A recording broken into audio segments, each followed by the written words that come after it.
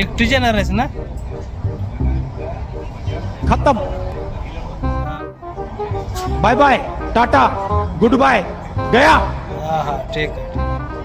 पप्पा राहणार नाही ना? राहू दे की राहण्यामध्ये काय रूम दुसरी घेऊन देऊया. अजून एक रूम 2 रूम बघितलं त्या. तुझी मम्मी आणि पप्पा राहू. हा काय म्हणतेस?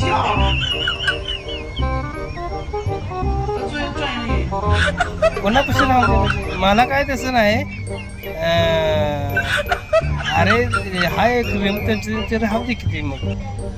2 रूम आहे त्या म्हणून सांगितलं तुला.